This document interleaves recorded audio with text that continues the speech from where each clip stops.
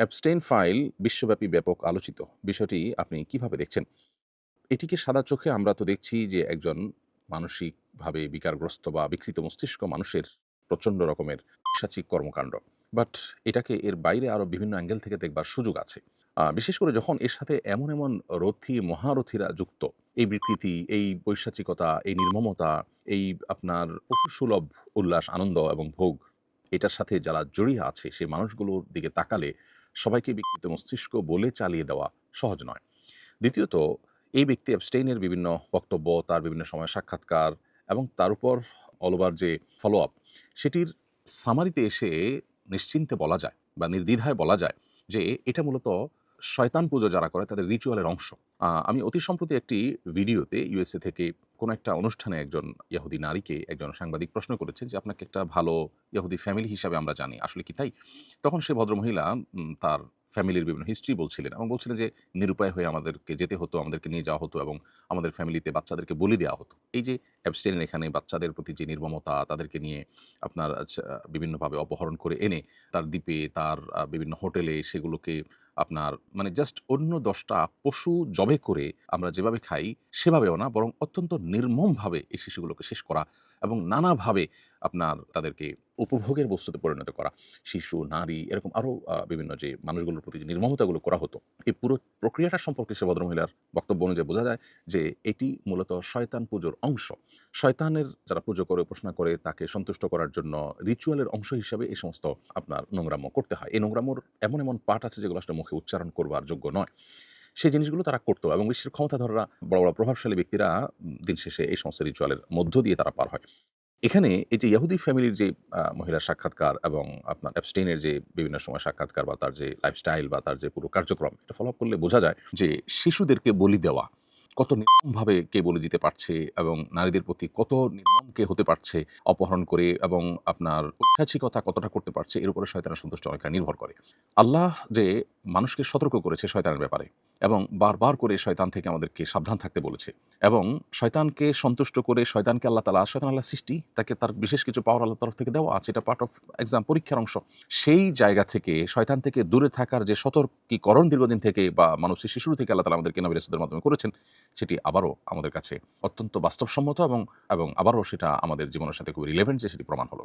আর এর সাথে পশ্চিমা দুনিয়া যে আমাদেরকে নারী অধিকার, শিশু অধিকারের যে সমস্ত সবক-টবক শোনায়, এগুলো যে সবগুলোই তাদের বাণিজ্যের অংশ, এগুলো সবগুলো যে ধোঁকা, এবং আমাদেরকে বিনোদনের নামে আমাদের যে রিচুয়াল আছে আল্লাহর সাথে কানেক্টেড হওয়ার, আল্লাহর পাওয়ার দ্বারায় প্রভাবিত হওয়ার এবং শক্তিশালী হওয়ার, আমাদের দুনিয়া এবং আখিরাতে কল্যাণ এর অধিকারী হওয়ার, সেই রিচুয়ালগুলো থেকে আমাদেরকে দূরে সরাবার জন্য এই ধর্মীয় বিষয়গুলোকে হাস্যরসের উপহাসের বিষয়ে পরিণত করেছে, এবং বিনোদনের নামে যে সমস্ত আইটেম আমাদেরকে দিয়েছে, এগুলো সবগুলো মূলত শয়তানের রিচুয়াল এবং শয়তানকে সন্তুষ্ট করার আইটেম।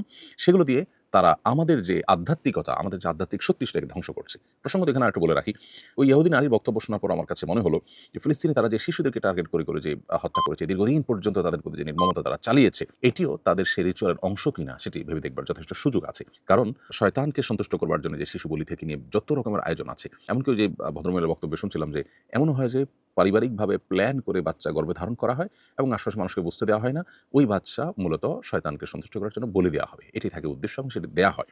এই যে পুরো কার্যক্রম, এখান থেকে নতুন করে আমাদের আল্লাহর নেয়ামত ইসলামের প্রতি আমাদের আরও বিশ্বাস বেড়ে যায়, আরও আস্থা বেড়ে যায় এবং আল্লাহর প্রতি আরও অগ্রসর হওয়ার গুরুত্ব আমরা অনুধাবন করতে পারি। আমাদের কাছে ঝকঝকে তকতকে যে আপনার কালচার উপস্থাপন করা হয়ে থাকে, এগুলোর পেছনে যে কমার্শিয়াল ধান্দা আছে, এগুলোর পেছনে যে তাদের শয়তানি ধান্দা আছে, এগুলোর পেছনে যে আমাদেরকে থামিয়ে দেওয়ার প্রচেষ্টা আছে, সেটি বোঝার জন্য আসলে পণ্ডিত হওয়ার দরকার নেই। অতএব অ্যাবস্টেইনের এই ফাইলটা শুধুমাত্র এই ফাইল যেটি উন্মুক্ত হয়েছে, এর মাধ্যমে যে সমস্ত ঘটনাবলী আমাদের সামনে উঠে আসছে, এগুলো বা তার যে নির্মমতাগুলো ছিল এবং তার সাথে যারা বড় রথী মহারথীরা আছে, এদের যে কানেকশন পাওয়া যায়, এগুলো শুধুই মানবিক বিকৃতি, মানসিক বিকৃতির বিষয় নয়, বরং এর সাথে শয়তান তুষ্টির বিষয় জড়িয়ে আছে। আমরা আল্লাহকে সন্তুষ্ট করতে চাই। এখানে রাস্তা ২ টা, শয়তানের রাস্তা, যার শেষ মাথায় জাহান্নাম। দুনিয়াতেও সেটা জাহান্নামী। যারা শয়তানকে পুজো করে, তারা শক্তি সঞ্চয় করতে চায় বা শয়তানের পাওয়ার নিতে চায়।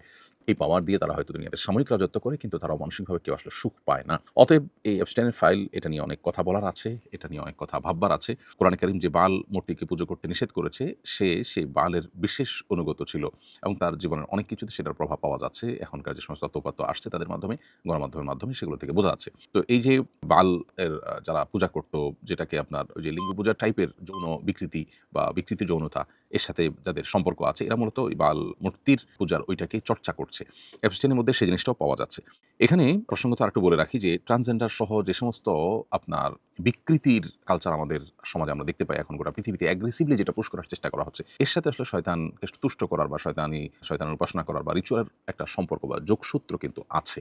অতএব পুরো বিষয়টা আসলে অনেক বড় খেলার ব্যাপার। আগামীর পৃথিবী এটি যতটা না অস্ত্রের যুদ্ধের পৃথিবী, তার চাইতে বেশি হবে আপনার স্পিরিচুয়াল যুদ্ধের পৃথিবী। অতএব মুসলমানদেরকে মুসলমান হিসেবে আল্লাহর সাথে কানেক্টেড হওয়া, ইবাদতবন্দি করা, আল্লাহ তাআলার নির্দেশগুলোকে মেনে চলা, এগুলোর মাধ্যমে তাদেরকে আত্মরক্ষার চেষ্টা করতে হবে এবং তাদের শক্তি সামর্থ্যকে বাড়াতে হবে, গেইন করতে হবে। সেই জায়গা থেকে আমাদের আরও দিনের পথে অগ্রসর হওয়ার প্রেরণা আমরা এই সমস্ত ঘটনা থেকে পাই। এই সমস্ত ঘটনার একেবারে গভীরে যারা প্রবেশ করেন তাদের কাছে বিষয়গুলো স্পষ্ট হয়ে যায়। আল্লাহ তাআলা আমাদেরকে শিক্ষা গ্রহণ করার তৌফিক দান করুন এবং এই সমস্ত নির্মমতা বন্ধ হোক। বাংলাদেশে যারা নারীবাদের মুখোশ পরে বসে আছেন, যারা শিশু অধিকারের সবক শুনান সকাল বিকাল, এই সমস্ত ঘটনা কিন্তু তাদের তেমন কোনো নড়ে চড়ে বসা বা তেমন কোনো উদ্যোগ বা তাদের কোনো বিষয় বা এগুলো নিয়ে তাদের তেমন কোনো কার্যক্রম আমাদের চোখে পড়েনি। অথচ এই জায়গায় যদি কোনো হুজুর থাকতেন তাহলে আজকে ঘটনা কোন পর্যায়ে গিয়ে পৌঁছাতো। এখান থেকে এই মানুষগুলোরও দ্বিচারিতা বোঝা আসে, প্রমাণ হয়। যারা ইসলামের খোলস থেকে বের হয়ে জাতে উঠার চেষ্টা করেন, তারা ওই জগতের মানুষগুলোর আসল রূপ জানার পর অন্তত তারা ইসলামে ফিরে এসে ইসলামকে নিয়ে প্রাউড করার সময় বোধহয় হয়ে গেছে। আল্লাহ আমাদেরকে বোঝার তৌফিক দান করুন। আসুন্নাহ ফাউন্ডেশন, উম্মার স্বার্থে সুন্নাহর সাথে।